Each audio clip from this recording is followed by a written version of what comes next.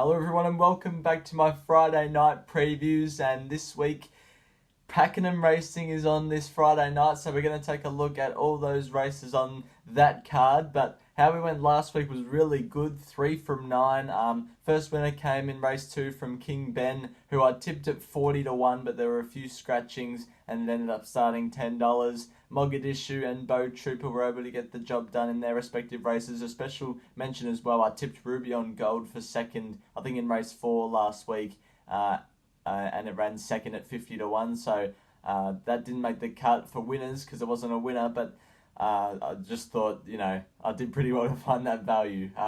Let's hope we can do the same again this week. Race 1 is a maiden over the 2,000 metres, and the one I'm interested in here is Double Glazed. This horse, 2 back, only finished 5 lengths off Griff, who ended up being the Caulfield Guineas winner last weekend. I like how this horse gets the blinkers on for the first time and steps out to the 2,000 metres. Celine Gaudray claims it's got a good chance. Ethel Morden for second. It's been running really well and can win and probably will win, but I just can't get that Griff run out of my head for Double Glaze. So that's why I've got it on top.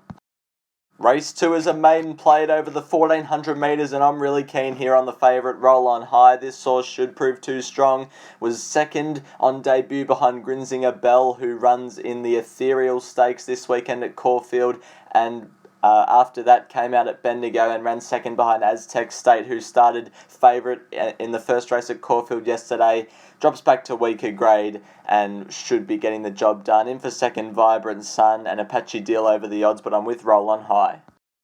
Race number 3 is a Fillies and Mares benchmark 78 over the 1,400 metres. I thought it was out of my top 2, Forbidden City and Starry Ann, but Forbidden City I just think is the class runner, and Luke Nolan can play to his advantage in the small field. Hopefully settles outside the leader in the outsider of the field, Dew Dance, and just has a tactics advantage over its rivals and gets the job done. But Starry Ann I think is a good chance as well, is first up, ran in the Australasian Oaks last campaign, so has claims, but I'm with Forbidden City. Race 4 is a 3-year-old fillies maiden over the 1,200 metres, and I'm with Carey and Walker's Perfume River here.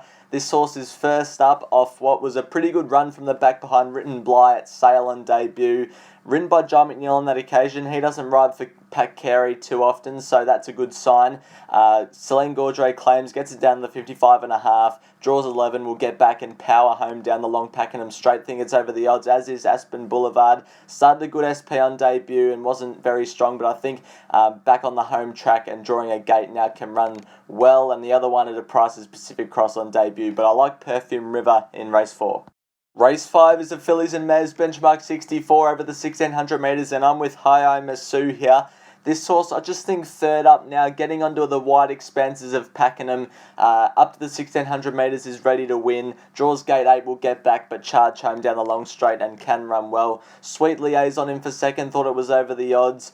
This horse gets the 53.5 kilos for Laura Lafferty, has claims. London Point, Korobaniki next best, but I'm pretty keen on Hi Masu in race 5.